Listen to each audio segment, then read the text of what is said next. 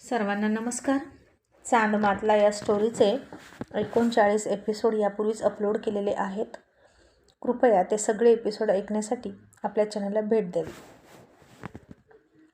मग संध्याकाळी जेव्हा पुन्हा लवकर चंद्रा पांडूच्या घरून अड्ड्यावर आली तेव्हा अजूनही 2-3 मुलं तिथंच होती आणि ते सगळे कॅरम खेळत होते आणि घेतली बघ, आता ही क्वीन आपली असं म्हणून हसत होते. आणि तिला बघून त्यांना थोडं आश्चर्यच वाटलं. आणि चंद्रा म्हणाली, तो कुठं आहे? आणि एक मुलगा तिला खालून वरपर्यंत बघत म्हणाला, कोण पाहिजे तुला? आता लाल साडीतली पांढरी शुभ्र चंद्रा खूप आकर्षक दिसत होती आणि तिचं तारुण्य त्या साडीतही लपता लपत नव्हतं. अगदी ओसंडून वाहत होतं. समुद्राला जशी भरती येते तशी तिच्या तारुण्याला भरती आली की काय असं वाटत होतं. आणि त्यांच्या नजरेनं संकोचून चंद्रा म्हणाली, मला नाव नाही माहीत त्याचं, पण तो दाढीवाला जो रोज इथं झोपतो तो कुठं आहे? आणि तो मुलगा आता उठला आणि तिच्या जवळ जाऊन म्हणाला, ज्याचं नाव पण माहीत नाही त्याच्याबद्दल विचारतेस? पण सोड त्याला, आम्ही आहोत ना इथं. काय सेवा करू तुझी सांग? आणि नाव काय तुझं? चंद्रा आता संकोचली. तिने खांद्यावरचा पदर आणखीनच शरीराभोवती लपेटला आणि म्हणाली, माझं नाव चंद्रा. आता सांग की कुठं आहे तो? ज्याला सगळे छोटे शेठ म्हणतात. आणि आता त्या मुलांना कळलं की ही अजितबद्दल विचारत आहे. आणि एक मुलगा म्हणाला, छोटे शेठ तर आता इथं.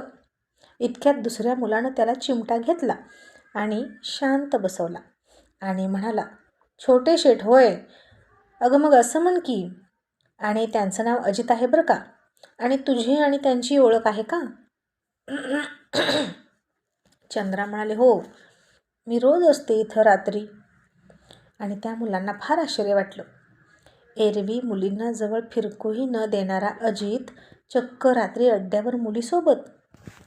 आणि तो मुलगा म्हणाला, मग एक काम कर, छोटे शेठ आतल्या बाजूला आहेत बघ, जाऊन भेट. आणि आता चंद्रा आतल्या बाजूला गेली. तसं त्या मुलानं अड्ड्याचं शटर लावूनच घेतलं आणि बाकीच्या दोघांना म्हणाला, काय शेलका माल आहे बघितलं का? म्हणजे छोटे शेठ रोज हिच्या जवानीवर ताव मारत असतील. मग आज आपणही मेजवानी हाणूया.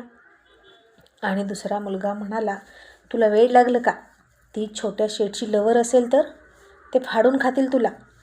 आणि पहिला मुलगा खूपच विश्वासानं म्हणाला, मला नाही वाटत ती लवर असेल. छोट्या शेठच्या डोळ्यात कधीच कुणासाठी प्रेम दिसत नाही. आपण हिला भरपूर पैसे देऊ आणि तोंड बंद करायला सांगू. मला आता राहवत नाही. कधी एकदा तिला जवळ करतोय असं झाले. तिला बघितली आणि दुसऱ्या सेकंदाला माझ्या तोंडाला पाणी सुटायला लागले असं म्हणून त्यानं सरकन त्याच्या तोंडातलं पाणी वर ओढलं.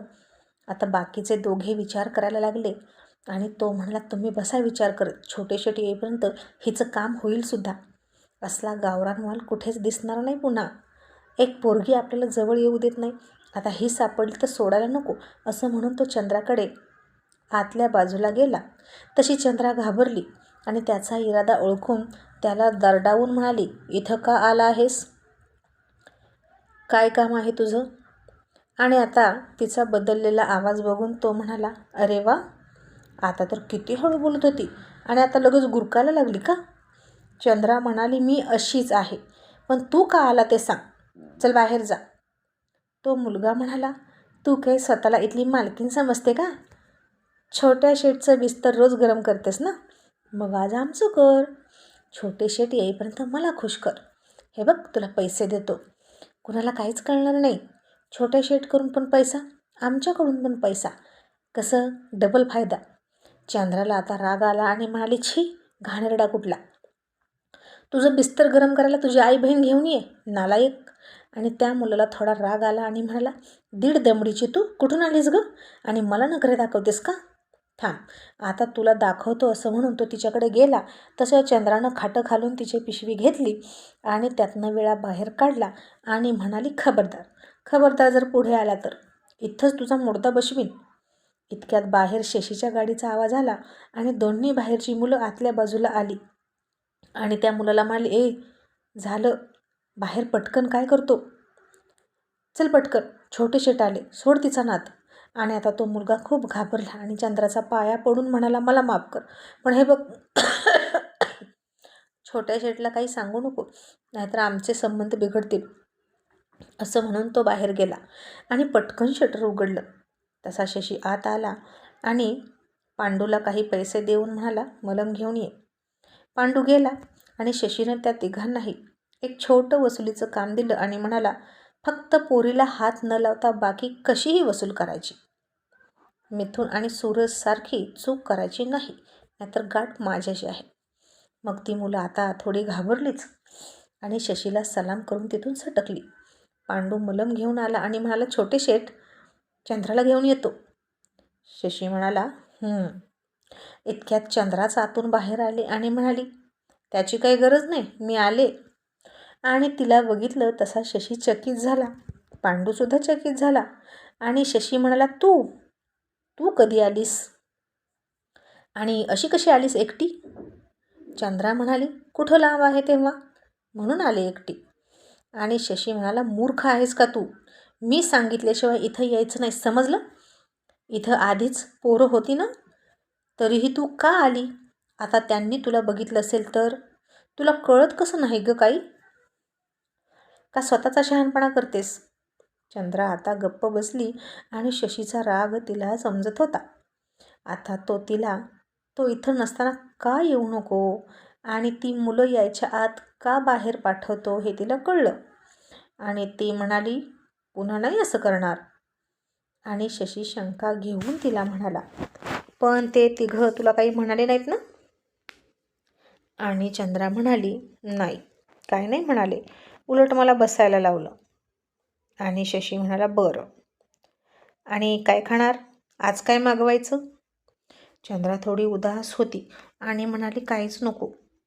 तरीही त्यानं आता तिच्यासाठी पांडूला सांगून बिर्याणीच मागवली आणि तिला म्हणाला, घे खा, तुझा आवडता भात मागवला. आणि चंद्रा म्हणाली, नको, आज सोमवार आहे, मी नाही खात वशटाचं, आणि मला भूकसुद्धा नाही, खरंच बोलते, महादेवाची शपथ.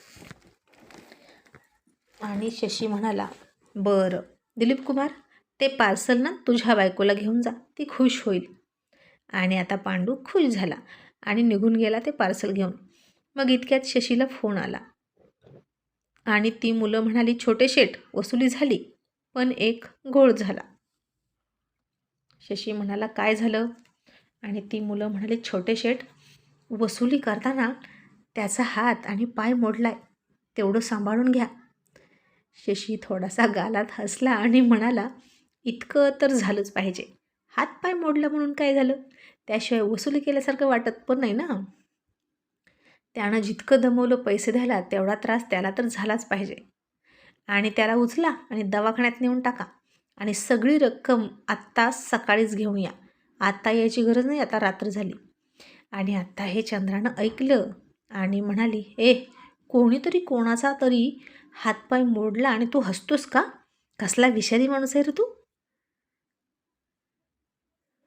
आणि शशीनं आता एक छोटी शिट्टी वाजवली आणि तिचं लक्ष स्वतःकडे वेधून घेतलं आणि मग डोळ्यांनी खुणवून तिच्याच पाठीमागं एका अँगलवर बसलेल्या विंचवाकडे खुणवलं आणि म्हणाला, तो बघ, तुझ्याकडेच बघतोय, पाठवू का तुझ्याकडे? तशी चंद्रा घाबरली आणि पटकन साडी वर धरून उडी मारून खाटावर बसली आणि म्हणाली, नको नको. आणि शशी हसला आणि म्हणाला, त्याचं विष कुणालाच पचत नाही, फक्त मलाच पचतं आणि मी त्याचं विष अजिबात वाया जाऊ देत नाही. म्हणून तर तुझ्या अंगात त्यानं सोडलेलं विषसुद्धा मी पिऊन घेतलं आणि म्हणून मी इतका विषारी आहे. आणि हे तर काहीच नाही, याच्याही पुढचा विषारी आहे मी. आणि हे घे, असं म्हणून त्यानं तिच्या हातावर मलम ठेवलं. ती म्हणाली, हे काय आहे?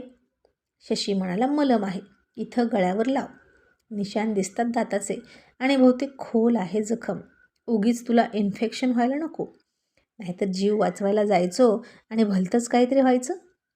आणि ती म्हणाली, काय व्हायला नको? काय म्हणालास? शशी पुन्हा म्हणाला, इन्फेक्शन.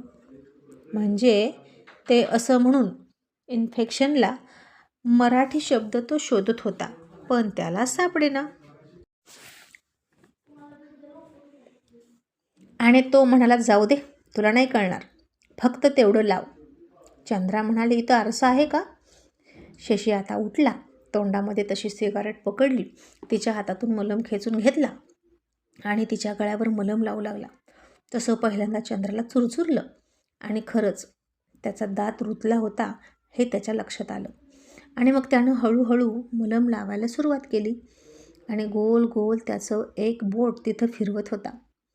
आणि चंद्राच्या शरीरात त्या मलमबरोबर आणखीन काहीतरी मुरत चाललं होतं. आणि पुन्हा तिच्या शरीरात डोक्याच्या केसापासून ते पायाच्या नखापर्यंत करंट व्हायला लागला. आणि ती सुद्धा आता अस्वस्थ होऊन नजर झुकवून पदर घट्ट हातात पकडून आणि ओठांनी ओठ दाबून उभा राहिली. आणि शशी फक्त सिगारेट फुकत फुकत तिला मलम लावत होता. त्याचं लक्ष सगळं तिच्या मानेवर होतं. आणि मग त्याचं झालं. पुन्हा त्यानं मलमची बाटली तिच्या हातात ठेवली आणि म्हणाला, घे, झालं, कशाला आरसा हवा. आणि ही 2 टाईम लावायची, कळलं?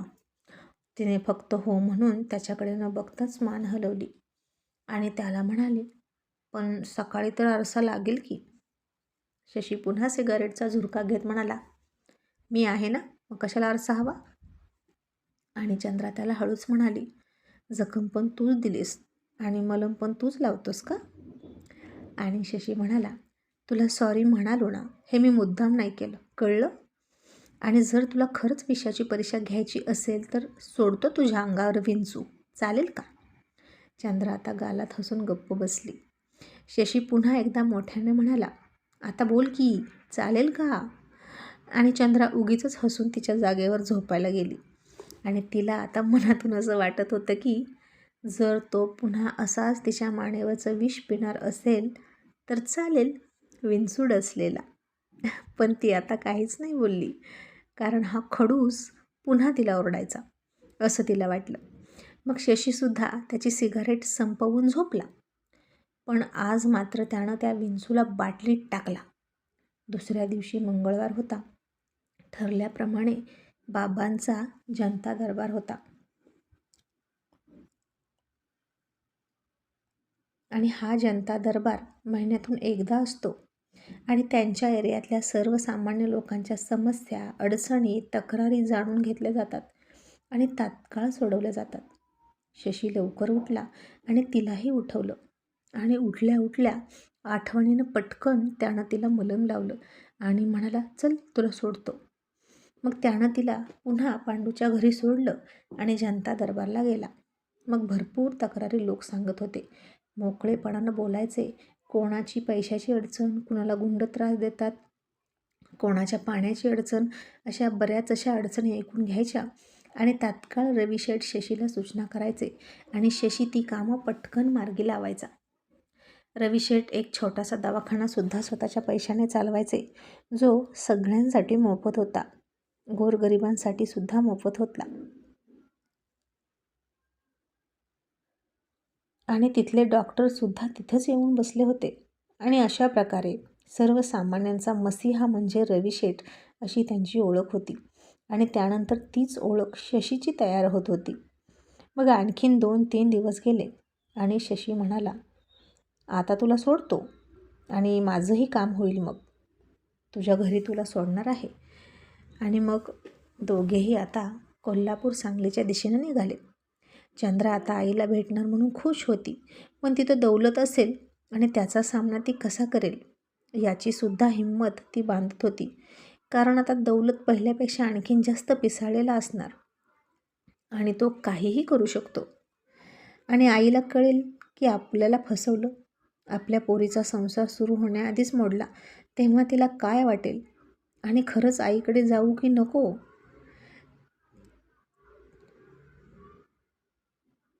तिला याच गैरसमजात राहू दे का की मी खुश आहे, याला इथेच म्हणावं का की मला परत सोडूच नको, असाच परत मुंबईला घेऊन चल, असे अनेक विचार तिच्या डोक्यात होते. पण आता काय होईल पुढं? शशी तिला घेऊन तिच्या घरी निघाला होता. मग शशी आणि चंद्राची पुन्हा ताटातूट होईल का पुन्हा दोघं एकत्र येतील? काय असेल त्यांची नियती हे बघूया पुढच्या एपिसोडमध्ये. थँक्यू.